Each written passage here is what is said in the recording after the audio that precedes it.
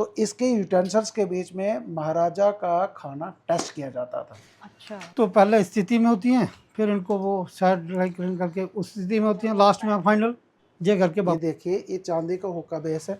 इनका ही अपना वर्षफल तो बनाते ही थे, अपनी ज्यूरिडिक्शन का एक वो वर्षफल बनवा लेते थे कि कौन से महीने में किसी एरिया में कोई इंसान थोड़ी शैतानी कर सकता है। वैसे ही हमारा ये आसन है।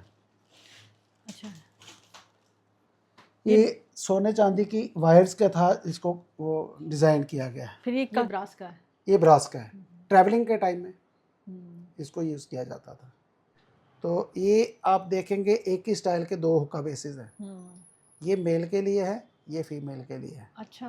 काले घोड़े का जो यूरिन था वो हैजा की मेडिसिन बनाने में काम आता है। किसी फैमिली का इकोनॉमिक स्टेटस देखना है तो हाँ, वो विमेन ने नथ कितनी बड़ी पहनी है वो उसका इकोनॉमिकल स्टेटस वहां से पता चल जाता था। कहते हैं कि कश्मीर में जब पहली बर्फबारी होती है वो जो मैच बॉक्स रखने के लिए वो चांदी की बना के बेचते थे।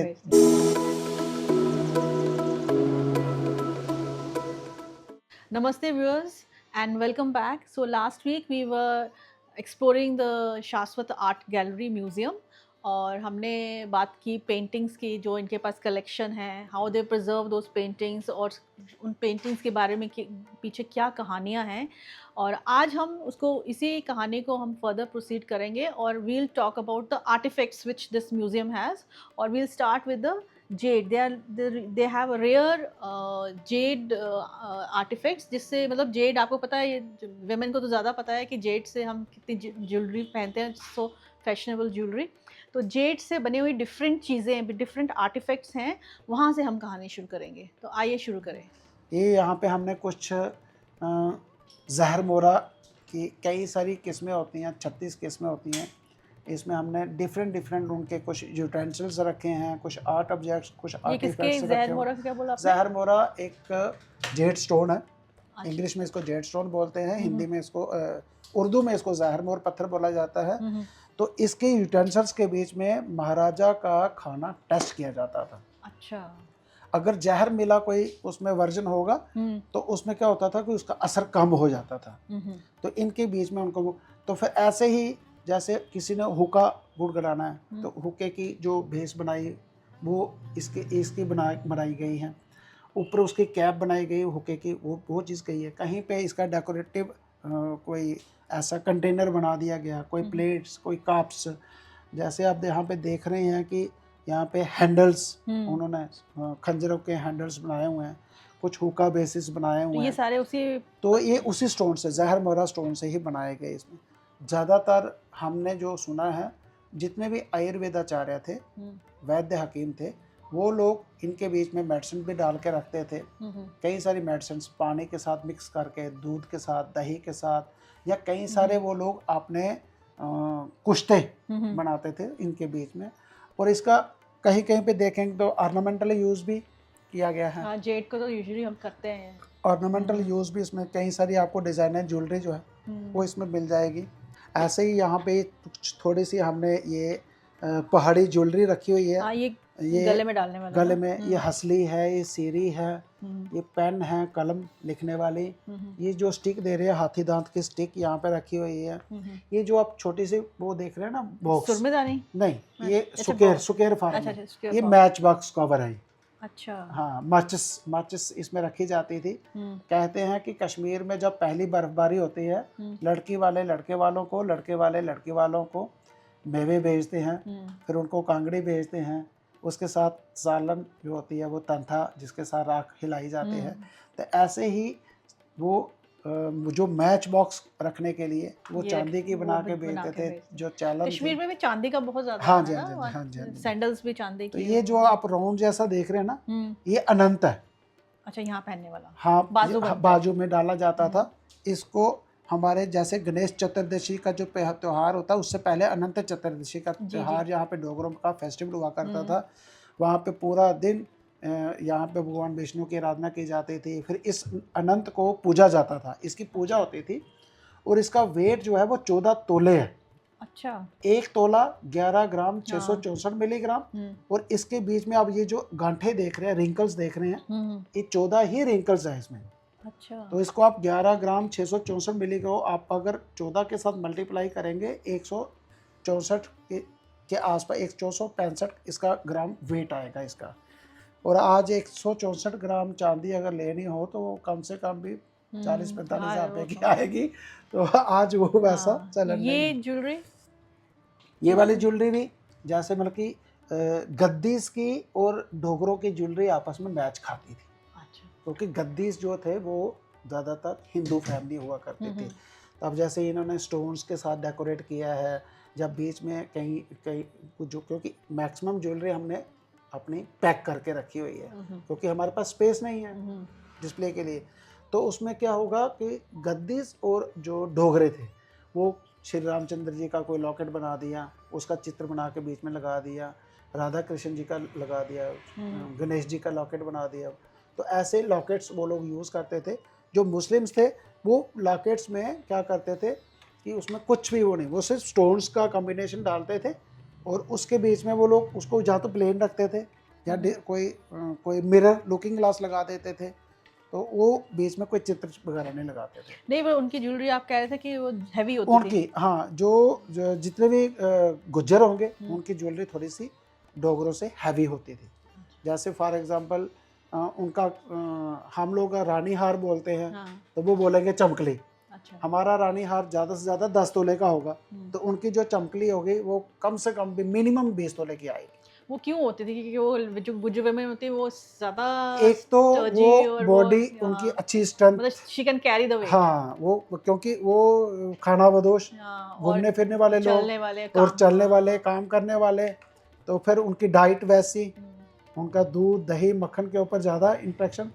तो वो हैवी ज्वेलरी इसलिए भी हो सकता है क्योंकि जब वो दूध दही अगर सेल करते हैं तो उनको पैसे कहाँ रखेंगे। वो ज़्यादातर वो मुस्लिम ज्वेलरी में फैमिली जो ही- थी वो ज्वेलरी के ऊपर फोकस करते थे, तो ज्वेलरी में वो चांदी की ज्वेलरी को ज़्यादा प्रेफर करते थे। तो ये जो नथ होती है ये तीनों में होती है? हाँ, नथ का स्टाइल जो था वो डोगरों में भी वैसा ही है, गद्दीस में भी है? गद्दीस में भी वैसा ही है। थोड़ा सा स्टाइल चेंज आ जाता है। जो डोगरों का जो स्टाइल है वो हिमाचल के साथ मिलता है, चंबयाली नथ के साथ उनका स्टाइल मिलता है। तो जो गुजरों की और गद्दियों की जो नथ होती है वो मोस्टली डंडा नथ होती है। अच्छा। प्लेन टाइप के वो होते हैं, उसमें 3 फूल लगाए जाते हैं। तो उसमें अब जैसे कई सारे रिसर्चर्स हमारे पास आते हैं, तो किसी ने हमें गाइड किया था कि इनमें क्या होता है कि किसी के पास अगर 20 भेड़े हैं या 10 उनके पास भैंसें हैं, तो 20 की बजाय उनकी 40 भैंसें हो गई तो प्रमोशन हो गई। तो वो क्या करते थे, उसकी नाक की जो नथ होती थी उसमें 1 तोला सोना बढ़ा दिया। इसका मतलब कि जो गुजर्स के कम्युनिटी की जो अगर आपने इकोनॉमिक किसी फैमिली का इकोनॉमिक स्टेटस देखना है तो वो हाँ, वुमेन ने नथ कितनी बड़ी नथ पहनी कितनी हुई है बड़ी तो पहनी है उससे होगा। वो उसका इकोनॉमिकल स्टेटस वहाँ से पता चल जाता था। तो ऐसे ही अगर कोई सर्विस क्लास में है तो उसकी प्रमोशन हो गई, चलो जी 1 तोला सोना उसमें ऐड कर लो। तो उससे करते करते उनकी नथ कई बार 10-10, 15-15, 20-20 तोले की रहती थी, तो नाक भी कट के नीचे गिर जाता था। तो फिर जाके दोबारा से कुछ टांका लगाओ नाक को। तो ये ऐसा हमने ये सुना। भी कुछ ये जो आप देख रहे हैं यहाँ पे, ये मैंने आपको बोला पहले भी कि जितने भी आयुर्वेदाचार्य थे वो इनके बीच में मेडिसिन डालते थे। आप डोगरी में एक कहावत है, काला घोड़ा मूत्र दाते शंबा लाइए थी। काले घोड़े का जो यूरिन था वो हैजा की मेडिसिन बनाने में काम आता था। अच्छा। गाय के जो यूरिन था वो एंटी कैंसरिन ड्रग है। अब किसी की डेथ होती है तो गोबर का लेप लगाया जाता है और उसकी बॉडी वहाँ पे रखी जाती थी। वो इसलिए रखा जाता था क्योंकि जब बॉडी में से सोल निकलेगी आपकी बॉडी डिकम्पोज होना शुरू हो जाएगी, उसके बैक्टीरियाज बाहर निकलना शुरू हो जाएंगे।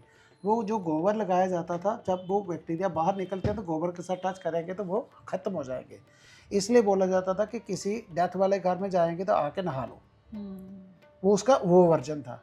तो इसलिए गाय के यूरिन में वो या फिर दही में, दूध में, पानी में, या कई सारे वो कुश्ते बना के इनके बीच में डाल देते थे, तो उसके बीच में मेडिसिन रख के तो वो लोग अपना ट्रीटमेंट करते थे। तो ये सारे जो हैं ये सारे उनके इंस्ट्रूमेंट्स हैं? नहीं, ये कुछ लद्दाखी पूजा पद्धति के कुछ इंस्ट्रूमेंट्स हैं। तो इसके बारे में इतना ज़्यादा अभी मैंने नहीं, रिसर्च नहीं हाँ। किया है, तो ये जो आप यूटेंसिल्स देख रहे हैं ये ये सारे आयुर्वेदाचार्य जो थे वो इन कई सारी डिफरेंट, क्योंकि आयुर्वेद हमेशा 3 ही चीज़ों के ऊपर, वात पित्त और कफ, तीनों का जो कॉम्बिनेशन है, तो वो देखते थे कौन से मौसम में क्या फल खाया है, कौन सी सब्जी खाई, कौन सा वो किया इन्होंने, तो उसी के ऊपर वो अपनी नब्ज़ देख लेते थे कि इसकी नब्ज़, आयुर्वेदाचार्य ये देखते थे कि इसकी नब्ज़ वात पे है, पित्त पे है कि कफ पे है, तो वही ट्रीटमेंट वो करते थे इनके साथ। तो ये पत्थर हैं ये?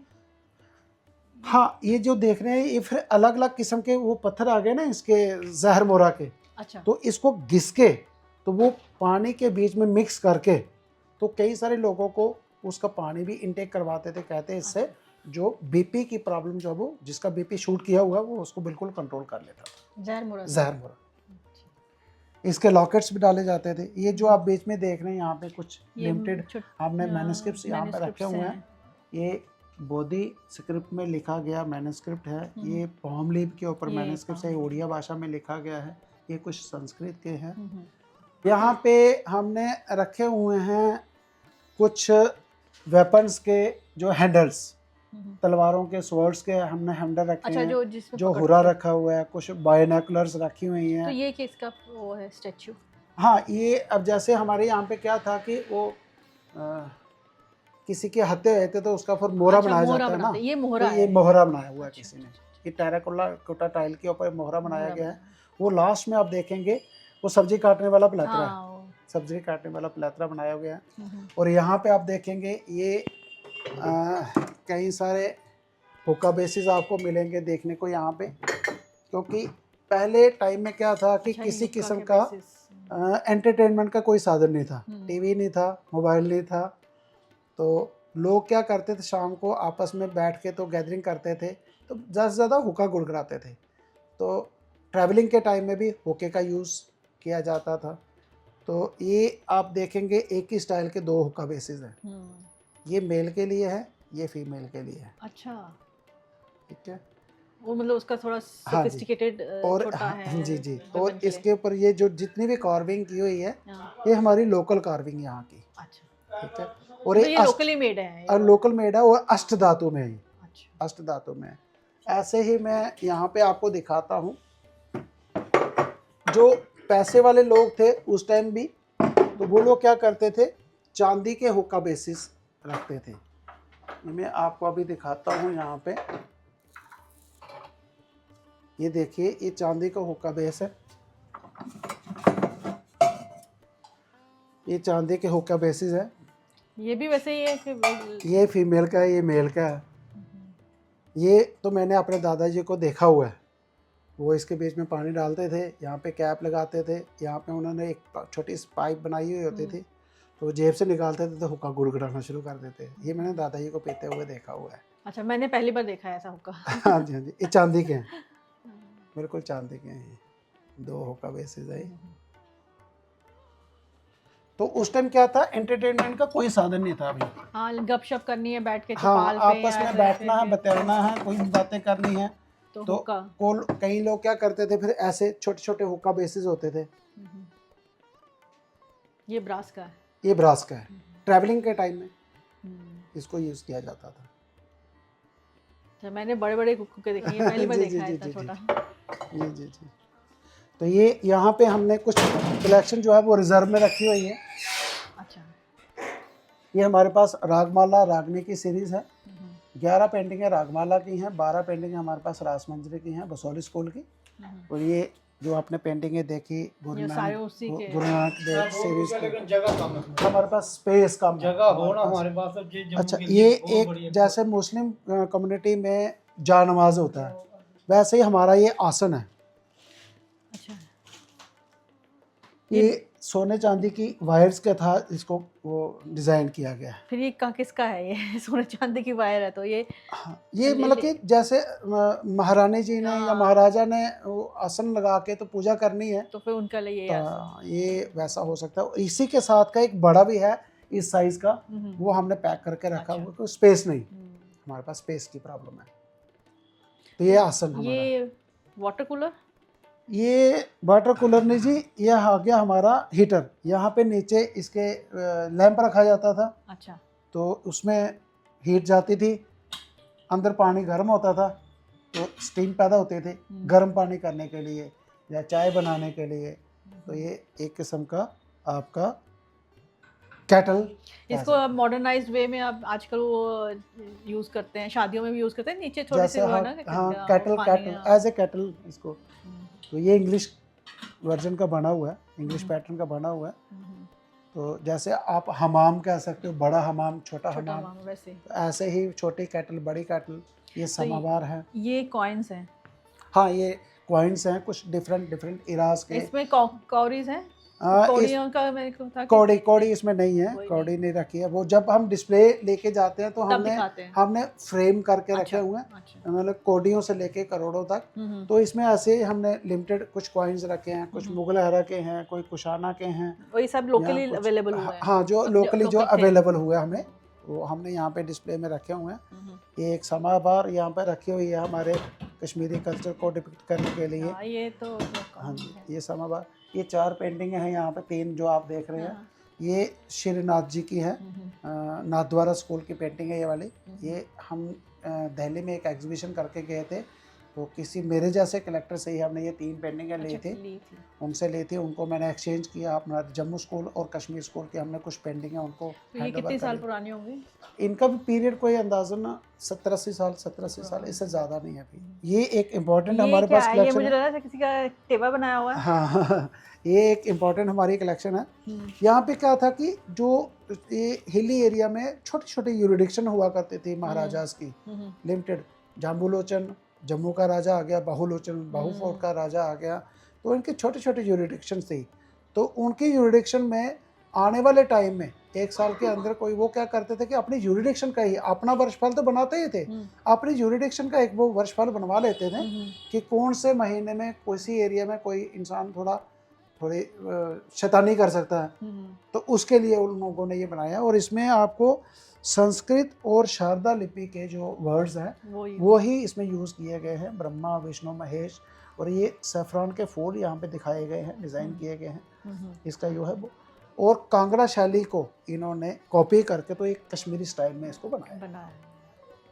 तो इसमें ये जो ये जुरिस्डिक्शन में ये बनाते थे, ये अपना आप बोल रहे हैं तो फॉर एग्जांपल मैं आपको बताता हूँ जो आप कह रहे हैं। जैसे फॉर एग्जांपल महाराजा रणजीत सिंह जब पीरियड था, महाराजा गुलाब सिंह जी उनकी वहाँ पे सर्विस करते थे, तो जब भी कश्मीर से रेवेन्यू आता था तो बाय रोड तो आना, वो जितना भी वो रेवेन्यू लेके जाते थे घोड़ों के ऊपर, तो यहाँ पे मियाँ डेडो जी ने, वो वॉरियर थे, लोकल वॉरियर थे, तो वो अटैक करके उनका खजाना डोर लेते थे और गरीबों में बांट देते थे, क्योंकि वो कहते थे ये हमारा है, ये हमारा है। तो वो अपनी यूरिडिक्शन के जितने भी लोग थे या जो भी गरीब लोग जिनके घरों में शादी है, जिनके घरों में खाने को नहीं है, जिनकी हालत ख़राब है, वो खजाना वो उनको बांट देते थे। तो उस तरीके से कोई ना कर ले। तो ये जो इसका जो पीरियड अभी तक बताया गया वो महाराजा रणवीर सिंह जी का पीरियड जो आता है ना, उस पीरियड का। तो ये एस्ट्रोलॉजिकल बेसिस पे होता था, एस्ट्रोलॉजिकल बेसिस, मतलब प्लैनेट्स की जो मूवमेंट है। जी बिल्कुल। मतलब जैसे हमारा, अगर आप हमारी जंत्री देखो तो जंत्री में ना पूरे साल का बताया होता है, सर मंत्री वहाँ पे कि इस महीने में ये ग्रह है तो इसमें बाढ़ आएगी, इसमें ये होगा, इसमें कोई देश के नेता को प्रॉब्लम आएगी। जी बिल्कुल बिल्कुल, वैसा ही ऐसे ही वर्षफल ये वाला बनाया गया। अब जैसे यहाँ पे एक दंत कथा हमने सुनी हुई है, यहाँ पे महाराजा सुचेत सिंह की जो समाधि है, वहाँ उसी बिल्डिंग में जल्ला पंडित हुआ करते थे जी। तो उन्होंने महाराजा के यहाँ पे मैसेज भेजा कि इस तारीख को सूर्य ग्रहण लगेगा। तो उनके ज्योतिष जितने भी थे जानने वाले ज्योतिषाचार्य, उन्होंने जब देखा कैलकुलेशन निकाला, है नहीं। जब वो वाला दिन आया तो उन्होंने बोला कि जल्ला पंडित को गलत सिद्ध करना है। उनको जब मैसेज पहुँचाया गया तो उन्होंने बोला, वो बोल तो सकते नहीं थे वो, तो उन्होंने क्या किया, घर में आए तो उन्होंने उस टाइम मतलब कि त्राम के और पीतल के बड़े बड़े थाल होते थे, कहते हैं उन्होंने उसके ऊपर कालिक लगाई और मंत्रों की शक्ति से उस जो थाली थी उसको उन्होंने हवा में ऊपर चढ़ा दिया और सूर्य के आगे उसको ढक दिया महाराजा के सामने। उनको बोला ये वो देखो सूर्य ग्रहण लगा हुआ। तो हमारे डोगरा लोग जो थे, लोकल लोग, वो बोलते थे ऊपर अल्लाह नीचे जल्ला। हाँ, अच्छा अच्छा। तो उनमें इतनी, आप यहाँ से तीसरी गली में जाएंगे, अभी टांगे वाली गली आएगी, उसके बाद जो दूसरी गली है अग्निहोत्री गली, वो पंडित रामचंद्र अग्निहोत्री जी थे, उनके नाम की वो नेम प्लेट भी वहाँ पर लगी हुई है। अग्निहोत्री गली इसलिए वहाँ पे बोला जाता है कि वो मंत्रों की शक्ति से तो वो अग्नि प्रज्वलित करते थे। वो तवी नदी से समधियाँ लाते थे, उनको धो के सुखा के फिर उसके साथ वो हवन कुंड में अपनी मंत्रों का उच्चारण करते थे। तो जब प्लान बना कि इस यहाँ से गली निकाली जाए, उन्होंने बोला गली निकालने के लिए परमिशन देता हूँ, इतना रेवेन्यू लूँगा, लेकिन गली को ढका जाएगा और उसके ऊपर रूम बनाए जाएंगे और मेरे बच्चे वहाँ पे उसके मालिक होंगे। तो नेम प्लेट भी मेरे नाम की लगेगी, पंडित रामचंद्र अग्निहोत्री। तो वो अग्निहोत्री उसका वो नाम है सारा। तो आपका, आपने भी स्टार्टिंग में बताया था आपके डॉक्यूमेंटेशन सेंटर भी है, तो हम देख लें। यहाँ पे इसकी स्कैनिंग होगी, स्कैनिंग के बाद यहाँ पे इसकी क्रॉपिंग होगी। अच्छा। क्रॉपिंग के बाद यहाँ पे इसका मेटाडाटा क्लियर होगा। डॉक्टर बलदेव जी इनके साथ इनको कोऑर्डिनेशन करते हैं, इनको सीक्वेंस फॉर्म में लाते हैं, सीक्वेंस फॉर्म में ला के फिर इसका मेटाडाटा भरा जाएगा, जो मैंने आपको 20 कॉलम बताए, ये इनके 20 कॉलम्स आ जाएंगे जो आपने बताए थे हमें। हाँ जी, वो सारे भरे जाएंगे। भरने के बाद फिर इसका मेटाडाटा जब कंप्लीट हो जाएगा तो ये इसको सर्वर पे अपलोडिंग पे लगा देंगे। फिर वो मैन्युस्क्रिप्ट सीधे ज्ञान भारतम की जो CBSL की साइट है वहाँ पे चला जाएगी, वहाँ पे चला जाएगा।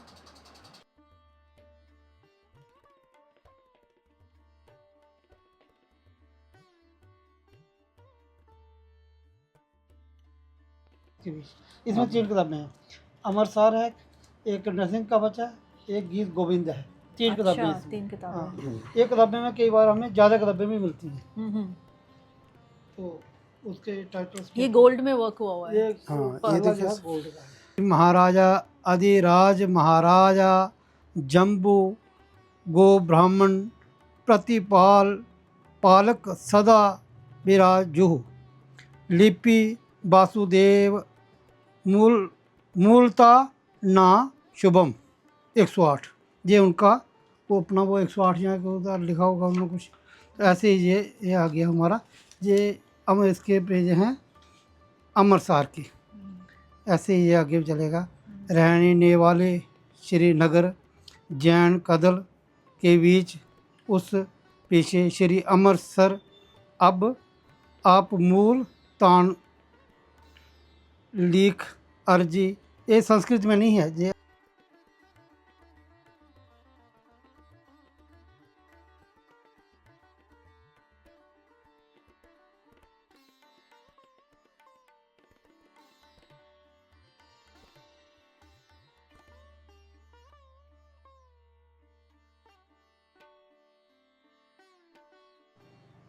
लक्ष्मी नरसिंह जन, ये नरसिंह वो जो करते हैं। हाँ, लक्ष्मी नरसिंह जन। तो पहले स्थिति में होती हैं, फिर इनको वो साइड ड्राई क्लीन करके उस स्थिति में होती हैं, लास्ट में फाइनल ये करके वापस देते हैं। हम जैसे इस स्थिति में आई, फिर इसकी हम प्लैंकिंग करते हैं, ड्राई क्लीनिंग करने के बाद प्लैंकिंग कर लेते हैं। ये एसिड फ्री 2000 ग्राम स्क्वायर मीटर की शीट होती है, इसके साथ इसकी प्लैंकिंग करते हैं। प्लैंकिंग करने के बाद ये फॉर्म आ गई इसकी। फिर उसके बाद हम लोग क्या करते हैं, इसका भी बॉक्स बनाते हैं। ये 400 ग्राम स्क्वायर मीटर की एसिड फ्री शीट होती है। ये एज पर द मैन्युस्क्रिप्ट्स की साइज के हिसाब से इसको हम लोग कवर करते हैं। ड्राई क्लीनिंग के बाद ऐसे इसकी प्लैंकिंग की जाती है, इसका सीरियल नंबर लिखा जाता है, इसमें फोलियो कितने हैं, पेजेस कितने हैं, ये लिखे जाते हैं। ऐसे इसका ये बॉक्स बना के, तो ये कौन सी संस्था का है, न्यू दुर्गा का है, अब्रोल का है या किसका है, वो हम टेंटेटिवली एक देख के फाइनली हम लोग इसको क्या करते हैं, इस तरीके से इसको हम पैकिंग करके, अब इसके लिए जो पांडुलिपि आपकी है मिनिमम 50-100 साल के लिए प्रिजर्व हो गई, लेकिन फिर भी आपको इसको देखते रहना है कहीं फंगस तो नहीं आ गया। ह्यूमिडिटी, क्योंकि ह्यूमिडिटी यहाँ पे रहती ही रहती है, जुलाई से लेके अक्टूबर के फर्स्ट वीक तक रहती ही रहती है जम्मू में। तो कश्मीर में वो प्रॉब्लम नहीं है, कश्मीर में इसको ऐसे करके प्रिजर्व करके रखेंगे तो ये सालों साल रहेगी, अगर आप इसको लुक आफ्टर नहीं भी करेंगे तो। अब इसके ऊपर जो भी दीमक है वो अटैक नहीं करेगा। इसके ऊपर पूरा मैंने नाम, इसका क्या सब्जेक्ट क्या है, संबंध क्या है, पेज क्या है, फोलियो कितने, सारे जहाँ आथर कौन है, पूरा डिटेल में दिया है। 5 की डिटेल दे देते हैं, 20 कॉलम हमारे होते हैं। इसका मतलब जो जम्मू में अगर हमारे पास इतनी अवेलेबल नहीं है मैन्युस्क्रिप्ट, उसका रीज़न ये भी हो सकता है कि बिकॉज ऑफ दिस ह्यूमिडिटी और टर्माइट वो लुप्त हो गए हैं, और बिल्कुल, कश्मीर में अवेलेबल हैं क्योंकि वहाँ पे वेदर हाँ वेदर क्लाइमेटिकली कंड्यूसिव है। बिल्कुल बिल्कुल बिल्कुल। तो ये हमारे पास आपने देखा होगा, मैंने आपको नीचे बताया था, ये रागनी के 12 सीन हमारे पास है। रागनी को 12 मासा भी बोला जाता है।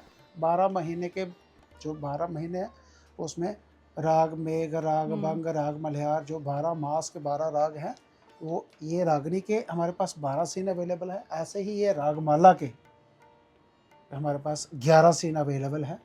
तो हमने एक एक चित्र ही इसका यहाँ पे रखा, बाकी हमने रिजर्व में ये रखा। वाला ये जैसे मैंने Stamps नीचे भी है नीचे ना साथ में? नीचे आपको बताया था कि ये जयपुर जो रियासत है वहाँ के जो स्टम्प पेपर रहे हैं, अच्छा वो तो उसके ऊपर किसी चित्रकार ने ये पेंटिंग्स बनाई हैं वहाँ के रूलर्स की। तो ये भी हमने किसी से एक्सचेंज किया था, अच्छा। एक्सचेंज करके वहाँ से लाए हुए हैं। ये भी होली कुरान है जो वेलम के ऊपर है। इसमें 30 के 30 पारा कंप्लीट है। ये गुरु हरगोबिंद सिंह जी के किसी आर्टिस्ट ने 2 चित्र बनाए हैं कि युवा अवस्था में होंगे तो कैसे दिखेंगे, वृद्ध अवस्था में जाएंगे तो वो तो वृद्ध अवस्था में गए ही नहीं, तो वो पहले ही शहीदी में चले गए थे। तो ये 2 किसी ने उनके एक जैसे चित्र बनाए हैं, मतलब स्टेजेस ऑफ लाइफ। हाँ, स्टेजेस ऑफ लाइफ। ये कुछ हमने यहाँ पे थंका पेंटिंग्स लगा रखी हैं, ये भी आपने प्रोक्योर की हुई है? ये भी प्रक्योर की है। वैसे तो इसको रोल करके रखा जाता है, हमने इसको फ्रेम करवा के रख दिया हुआ है। ये हमारी लेबोरेटरी है, ये हमारी लेबोरेटरी है। अब इस अवस्था में हमारे पास मैन्युस्क्रिप्ट्स जो है वो आते हैं।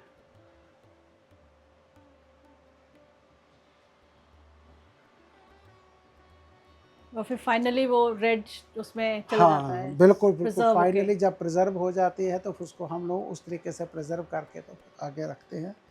तो इसमें बहुत काम करना पड़ता है, ये कोई एक दिन का काम नहीं है, और पेशेंस के साथ उसको देखना पड़ता है, रखना पड़ता है। अब ये देखिए इसको टर्माइट ने कितना अटैक किया हुआ है। अब इसके ऊपर हमारी बहुत काम होगा, इसके ऊपर कम से कम भी हमें 6 महीने लगेंगे। एक एक फोलियो को हमें टिश्यू लेमिनेशन करनी पड़ेगी।